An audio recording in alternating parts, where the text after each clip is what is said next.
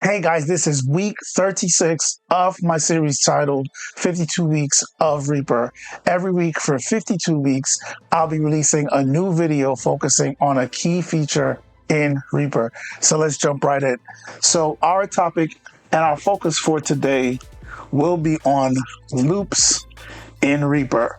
So I'm just going to touch on some basic concepts dealing with Reaper's built-in features, some of the extension features, and how to kind of get you up and running with that loop-based workflow.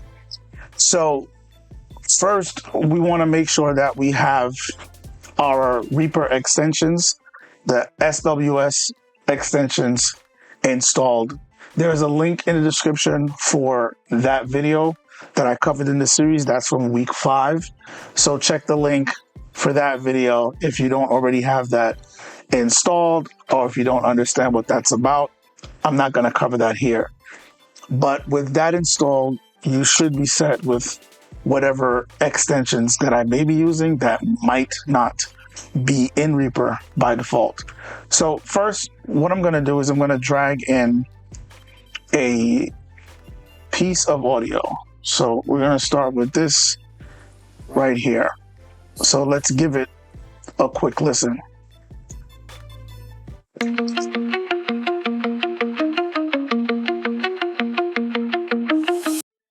So we're going to try to grab that section right there. That's the main thing we're trying to grab. So up here, I have a metronome plugin so that you can hear the actual metronome. For some reason, the way Reaper is designed, the audio of the metronome is not going to my recording software / streaming software. So this is the metronome program that we have here, the plugin. And I'll put a link in the description for this plugin also. It is absolutely free.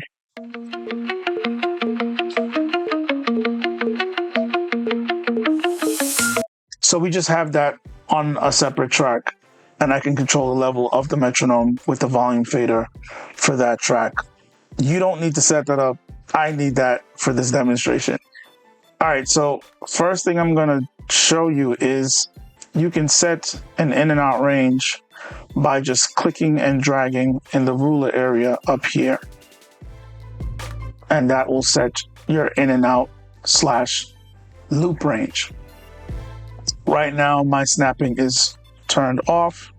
If it is on, then this will be snapping to the grid. Another way you can set it is you can put your playhead in a specific spot, and then you would hit Shift and the left bracket to set the end point, the beginning of your loop point. And then you would put your playhead where you want the loop section to end. And then you would hold Shift and hit the right bracket. So that's another way to set up your loop points if that's how you want to do it. Also, you can use the bracket keys, left and right bracket, to jump back and forth between those loop start and loop end points that you have created. So essentially, your in and out points. So what I'm going to do is I'm going to try and trim this loop as best as I can to just grab that beginning guitar section and make it into a perfect loop. And then I'm going to try and lock it in to the tempo, figure out the tempo to lock it in. So let's see how that's done. So right here is where that little intro ends. I'm going to zoom all the way in and go to about here. My snapping is turned off, so I can pretty much click anywhere and get my playhead to go right there. So I feel like this is good. I'm going to hit S to slice while this audio clip is selected, and it's going to create a slice there. Let's delete all this at the end. I don't need that.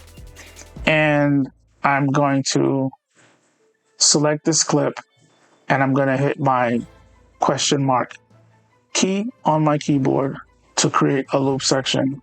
So that is not a default keyboard shortcut, so I'm going to show you what that is really quickly and how to set it up. So we're gonna hold the shift key and press question mark.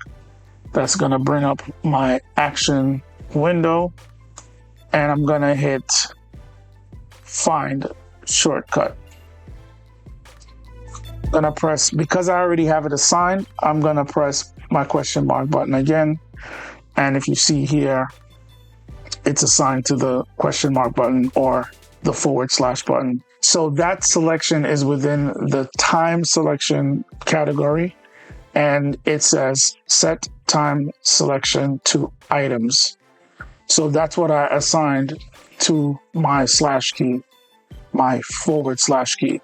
So if you want to go ahead and assign it to a key, that is the action that you would look up and assign your keyboard shortcut to it. Whenever I have a section like here selected and I want the selection to go to the actual item, I just select an item or a group of items, and then I would hit that / key or the question mark key that I have assigned, and it will automatically create a selection right around that item, whether it be an audio item, a MIDI item, a video item.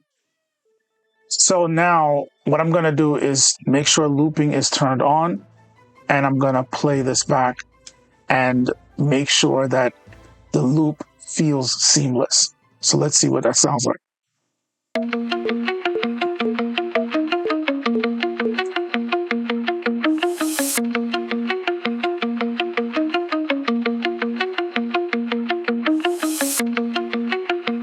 Okay, so for something that I eyeballed, it sounds pretty good for this example. But of course, the tempo is wrong because the tempo is set to the default 120. And if we listen to that, we will hear it is very off. And we can also visually see that it is off of the grid.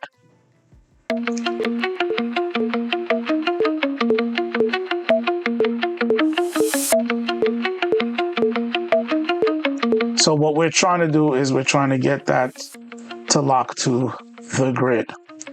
So before I show you how to do that, let me first show you this. Down here at the bottom left of your screen, Reaper is already showing you some information about the selection. There's a tooltip here being shown, and as you hover, it will be showing you more, and you still get a pop-up tooltip right next to your pointer. So as we hover at the first spot, it says start time of selection. Over here, it says end time of selection. And the last section, it gives you the length of the selection in beats and bars. And then it's also here actually estimating and indicating what the tempo might be, the BPM. So it's showing me 82.5 or 164.9. So bear that in mind. But now we're going to utilize some of Reaper's features and scripts to have some of that done for us. So first of all, I'm going to have to right click on this track that the audio item is on, and I'm going to go to this section down here that says track time base. And over here we have some options. We want to take it off of project time and switch it to time. What that does is it will allow you to change the tempo without affecting the audio item. It won't try to stretch the audio item. By default, Reaper should be set to stretch unless you change your default in your project settings, but I know mine is set that way, and I think by default it's set to stretch any audio that's in there. So if we start changing the tempo without making the change that I just did on the track, the audio will either stretch or compress to stay along with the tempo. But we haven't found a tempo yet, so I do not want that to happen. So now that the audio is not locked to the grid, we can actually move the grid around. So if I hover over right down here where we see the tempo, if I hover here on that number, which is 120 right now, it will change the grid if I roll my mouse wheel. And I roll it, it'll start to change, and you see the grid sliding around because I'm changing the tempo. And if you want a more fine-tuned change, you can hold control and it'll start moving it by decimals. So it'll go to 1/10 and it'll be adjusting it by 1/10. So that's good to know. So let's set that back to the default of 120. And that's good to bear in mind for a little bit later. But let's go with utilizing a script. So with this track selected, I'm going to double click here so that this track is selected and also this audio file is selected. I'm going to look up a script here. I'm going to type in detect tempo, and the option that I want to use is this one right here. This keyboard shortcut is here. I do think this is default, but just to make sure you guys are looking at the right one, if it's not. So this one says create measure from time selection, detect tempo, detect number of measures. So we're going to use that action and hopefully that gets the job done. So with that selected, I'm going to go down here and hit run.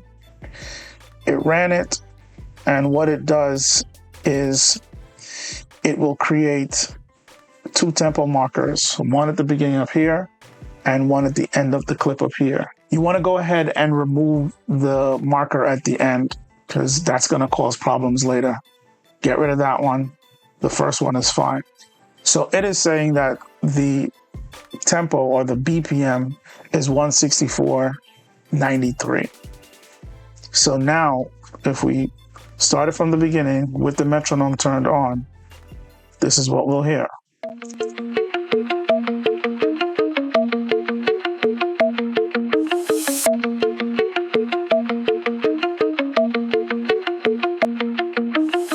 So that's pretty spot on. I don't have a problem with that. And at this point, if I just want to loop out that section, I can just hit Control D to keep duplicating it, or copy and paste it, or you can actually go into the item properties by double clicking on it, and you can turn on loop source. But right now, this source is the whole entire piece of music, which is probably like 3 minutes long, and that's not what I want looped. So what I would do if I want to utilize that functionality, I would highlight this and then I would basically render it in place so that now the source is just this 4-bar loop. So with that item highlighted, I'm going to use a keyboard shortcut Control, Shift, and G to render in place. And now this clip is just that 4-bar loop. So now with this option selected, that means the source is looped, and I can now just drag the end and just keep extending it, and it'll continue to loop perfectly for as long as I drag it. Want to make sure snapping is turned on, so it's snapping to the grid. And now we have it fully looped. And we can just drag that loop out infinitely.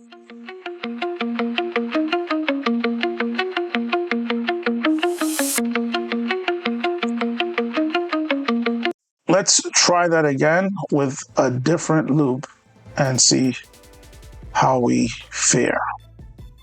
So I'm going to deselect this range here. I'm going to pull in another loop. We have the similar setup here. So metronome is off. We have this loop.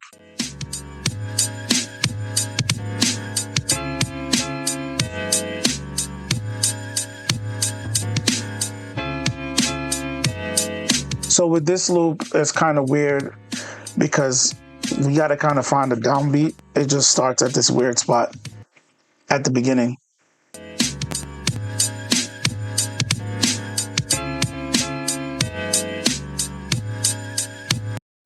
So I'm gonna pick a downbeat and create essentially about a 4-bar loop section, and then we're gonna go from there. All right, so I have this loop section selected. I'll play it from here so we can hear that it turns around pretty seamlessly from just what we trimmed.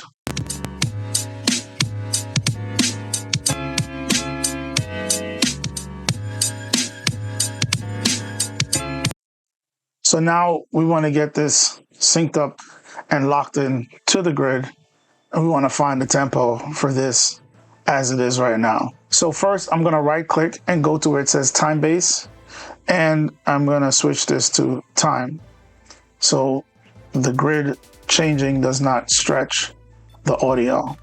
Then making sure the track and the audio clip is highlighted. I'm going to open my extension window again. So we're going to type it in again, detect tempo. We're going to go back to that same option and hit run. So it shifted everything, but the problem is the tempo is incorrect. So when I play this and turn on the metronome, it's going to sound crazy.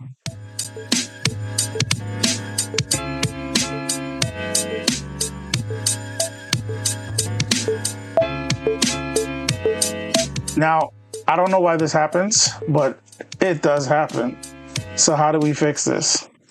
Let's undo until we get back to where it was before we shifted the grid. So like I had mentioned before, down here, it's already giving you some information about tempo and things of that nature.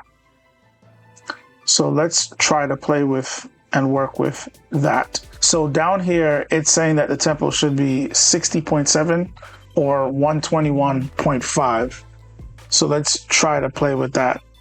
So the fact that we're not locked to the grid, we can start changing the tempo and then kind of tweaking it manually to get where we need to get.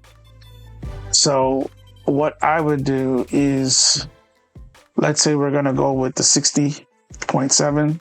So I am changing the tempo down here at the bottom to 60.7. That gets us close. If we notice, the end is not touching, but let's extend this so that it snaps to the end, and then let's listen to it to see where we are tempo-wise. So let's turn on the metronome and see if this worked.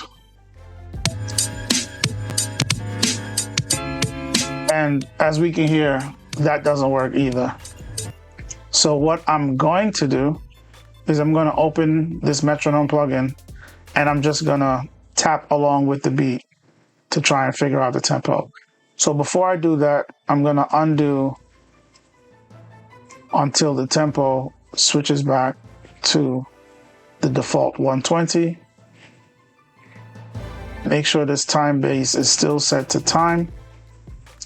And then I'm going to use this plugin. It has a tap tempo function.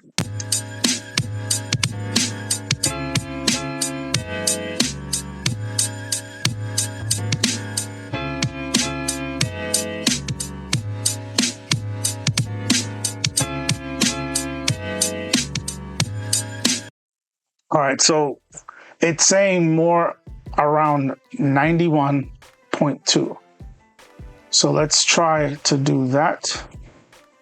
So I'm going to type in down here at the bottom, 91.02 actually. 91.02, very important. So now let's loop this section, play it with the metronome on, and see what everything sounds like.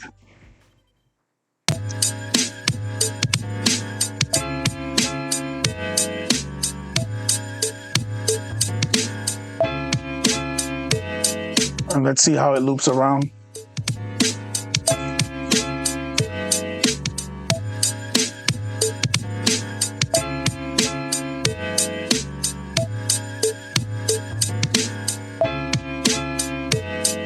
right, so we seem to be pretty locked in. So that would be another method to get to the same result. And at that point, I would highlight this audio item and I would do Shift, Control, and G. And this is going to process it and glue it. So all we have is this. Then I would go ahead and be able to extend it out. Now, before I do that, now that we have it locked into the correct tempo, we can also go in and go back to the time base, switch it back to project time, and then now we can change the tempo to speed it up. So let's say I wanted to put this to 110. Now I can go in, do a 110. So this is always a good workflow if you're trying to do a remix and you're trying to lock in to the instrumental and then you want to change the tempo. So the big mistake I made there is that I have a time marker still up here. So I have to make sure that I change the tempo based on the time marker up here, right up here in the top, because that's dictating the tempo. So I can just double click on that and then put 110 up here. So very good that I made that mistake so that you don't make that mistake.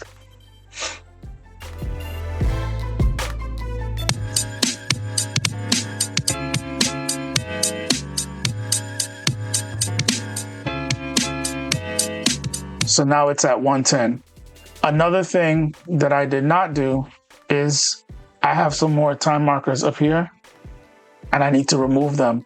So you can just hold Alt and just click on them and that will get rid of those time markers.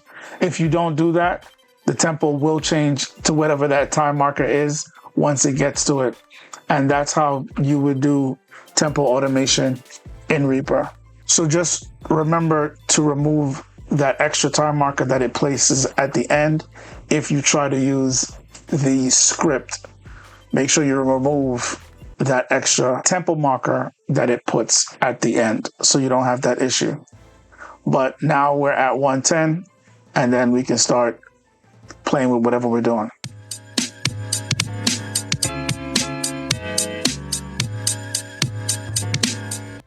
So if I wanted to start adding, let's say, kick and snare on top of this, I'm going to filter it out and start adding more stuff on top. Then I could start more with the sample-based workflow, change the grid, and then start dragging in some snare samples. I usually don't work like this, but for those who do, you can. So let's say we need a snare. And we can just drag in a snare. I think right there. All right. Copy that. Once I have two of those snares in, I could just keep copying and pasting, dragging. Start layering, adding kicks, hats, whatever it is you're adding to your sample to try and do what you're doing. So that's another way to get to this end result with this sample loop-based workflow. So if the script doesn't work, you can still finagle it in this manual way to get the end result. So that's pretty much it for the video, guys. Just some basic tips and techniques with some of the built-in features in Reaper and how Reaper handles items, loops. So if you have that loop-based workflow that you want to implement, or if you're trying to do a remix and you're trying to lock into the tempo, that's a good way to get around doing that and then get yourself up and running with syncing the beat up to your project and starting to change the tempo if you need to, or if you just need to start building on top of it. So another great feature in Reaper, the way it handles the items, the looping, and even the tempo detection. So loops in Reaper. Thanks for watching, guys. And as always, you will see me in the next video.